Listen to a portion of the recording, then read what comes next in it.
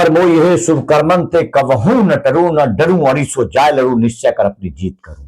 ये चंद्री चरित्र में गुरु गोविंद सिंह जी के द्वारा लिखी हुई एक ऐसी व्यथा है, एक ऐसा दर्द है जिसको सब वीर शायद समझ नहीं पाते हैं। उन्होंने लिखा है तो इसके लिए बहुत बड़ा सेक्रीफाई किया है, और अक्सर गांव समाज में लोग इस चीज को अपने अंदर दबा कर रखते हैं, लेकिन जब देखा देखी उनको लगता है वो निकल करके सामने आते हैं। जो व्यक्ति हैं वो भी हमारे ही गांव से हैं। मैं इनको परिचय कराता हूं। बहुत बहुत स्वागत है आपका कृष्ण कुमार जी। आपका भी स्वागत है।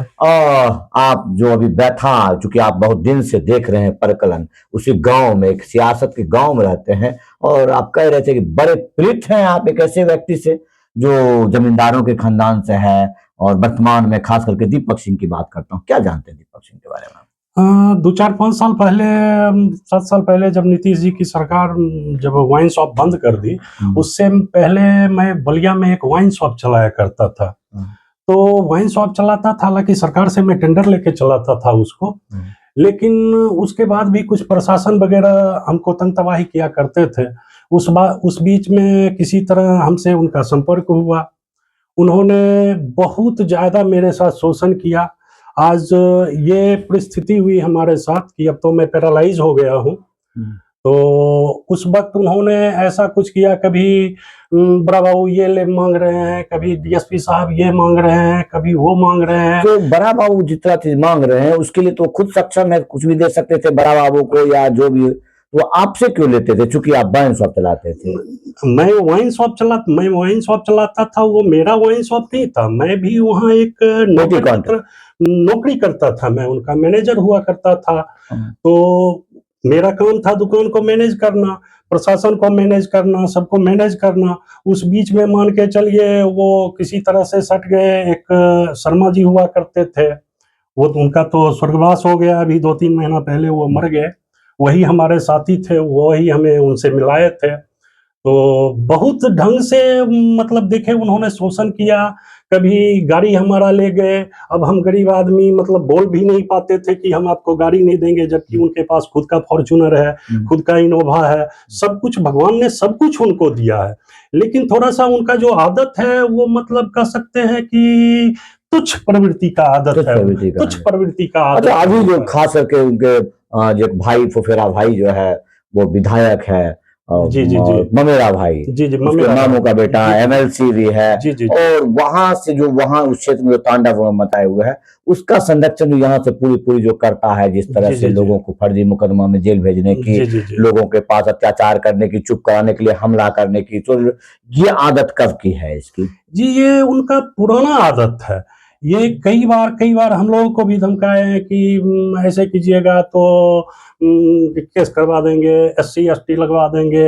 SC ST ये मेन हथियार है, SC ST लगवाने। ये उनका मेन हथियार है, SC ST। मतलब जो उनके विरोध में खड़ा हुआ उसके ऊपर SC ST का केस हो गया। अच्छा। ये पुरानी आदत है। बहुत सारे मेरे सर्किल के लोग भी हैं जिनके ऊपर उन्होंने कई बार SC ST, और भी अपने गांव के लोग को कई मेरे ऐसे लोग क्यों नहीं बोल पाते, जबकि उन्होंने देखा कि मैं 2 साल से इसके द्वारा, चूंकि एक बाहर का मामला था, राजनीतिक मामला था, इसको इसमें कहीं से तो पढ़ना नहीं चाहिए था। इसने गांव के लोगों का नहीं, जो ऐसा व्यक्ति का साथ दिया, जो व्यक्ति के अपना भांजा का नहीं हुआ, दूसरे भांजे का नहीं किया, और जाकर के उसने उसको सहयोग से, किसकी वजह से, क्यों ऐसा, ये किसको क्या मिला? क्या इसके पास संपत्ति की कमी है? नहीं, ऊपर वाले के दया से इनके पास किसी चीज की कमी नहीं है।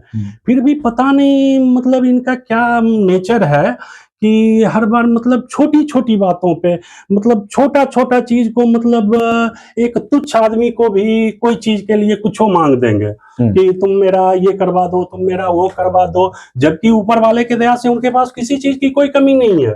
फिर भी पता नहीं क्या है उनका नेचर है। ये अय्यासी प्रवृत्ति का कारोबार इनका मूल रूप से बलिया में, ये जो अपना दुर्गा स्थान है, जो मूल रूप से धर्मशाला का दुर्गा स्थान, जी वो दुर्गा स्थान का क्या क्या करते हैं आपने वहां देखा होगा? कभी गए उसके पास बैठे हैं? नहीं, कभी नहीं। मतलब जिस वक्त दुकान चलाता था तो मैं कहीं जाता नहीं, चूंकि पैरालाइज में हो गया हूँ। उस वक्त में जब जाता था तो थोड़ा बहुत ये मतलब उस वक्त बेचा उचा करते थे, पता नहीं लीज पे दिए, क्या किए नहीं किए, बहुत सारा ऐसा मामला है इनका।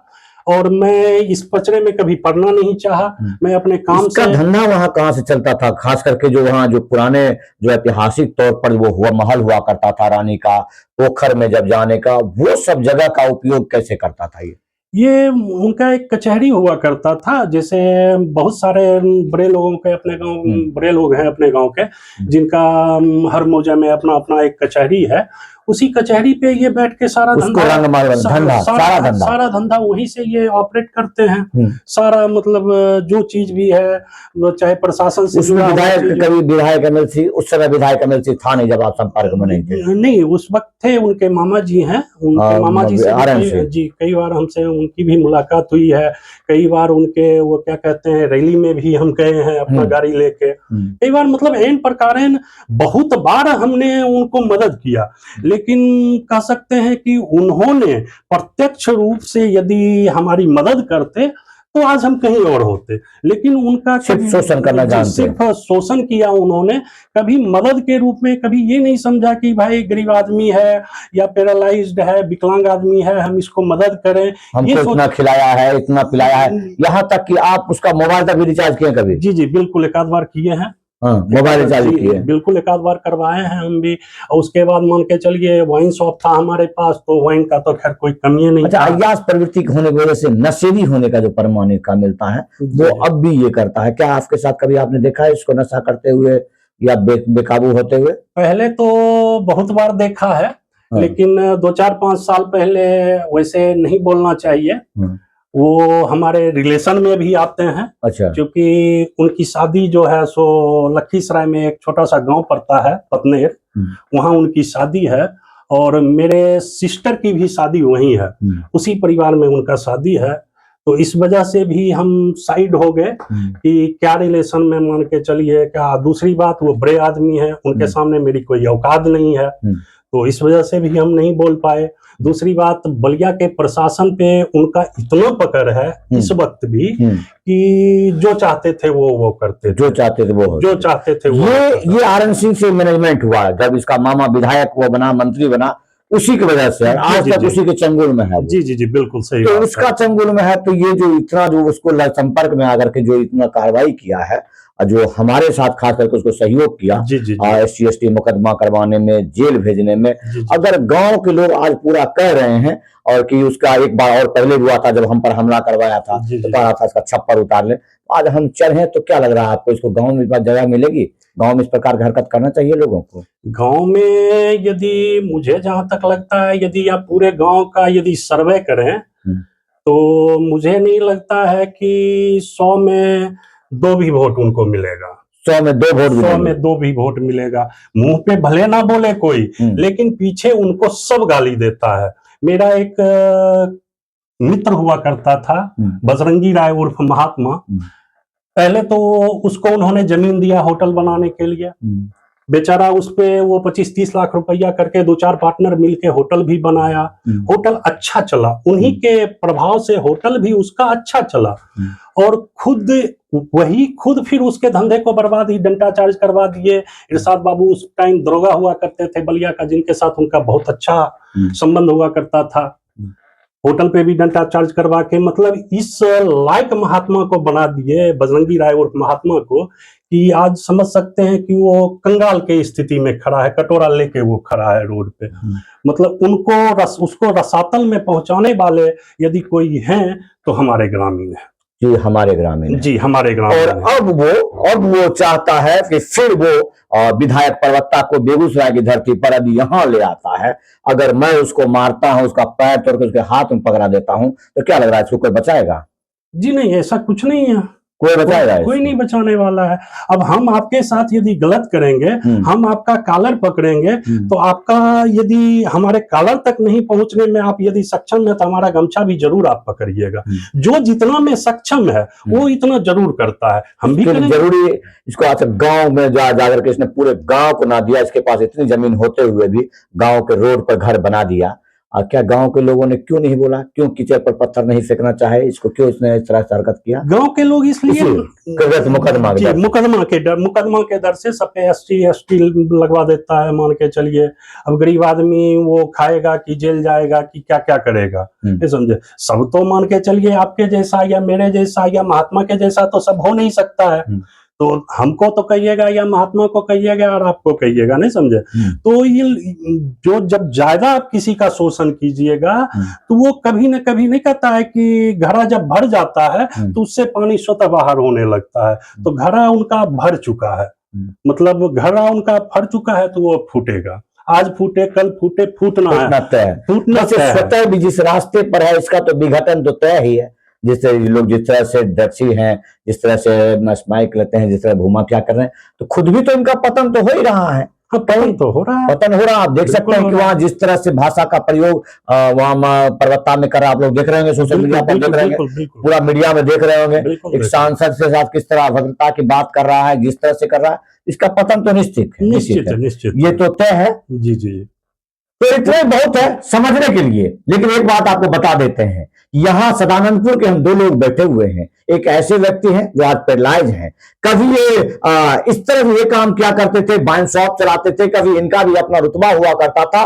और ये कहीं कोई ऐसे नहीं है कि कहीं से भी बस पैतृक तौर पर उनको कुछ जमीन मिला है, जमींदारी मिली है, विरासत में मिला है। सब एक समाज के हिस्सा, एक कुल, एक वंश, एक जात, आप इस तरह से एक गोत, एक रियासत। और फिर वो जब इस तरह से हरकत कर सकते हैं तो आप उनसे क्या आशा रखते हैं, क्या आशा रखते हैं ऐसे लोगों से। और ऐसे लोगों का गांव में रहना बहुत ही खतरनाक है, बहुत खतरनाक है। जो अपने मामा फूफा का विधायक और मंत्री हो जाने के बाद पूरी दुनिया में रियासत जमाना चाहे, खास करके SC/ST का जो उपयोग किया हो, उसका समाप्त होना अति आवश्यक है। और हम यहां देखते हैं कि अब वो किसके ऊपर SC/ST करवा लेता है या किसके ऊपर एक फर्जी मुकदमा करवा के दिखाए। चैलेंज है, ओपन चैलेंज है कि एक बार भी अब वो हरकत कर ले, सिर्फ किसी के घर पर एक बार गलती से वो बलिया थाना को भेज कर दिखाए, उसे पूरे बलिया थाना को जीप सहित उसके अंदर ना डाल दिया तो हमें भी समझ लेना कि कोई फौजी आया था।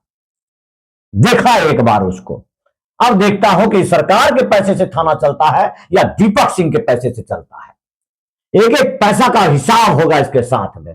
और विधायक और MLC यहां आ जाएगा, यहां आ जाएगा तो इसका हिसाब भी होगा। बस आप लोग समझते रहिए, कोई अभियोग नहीं है।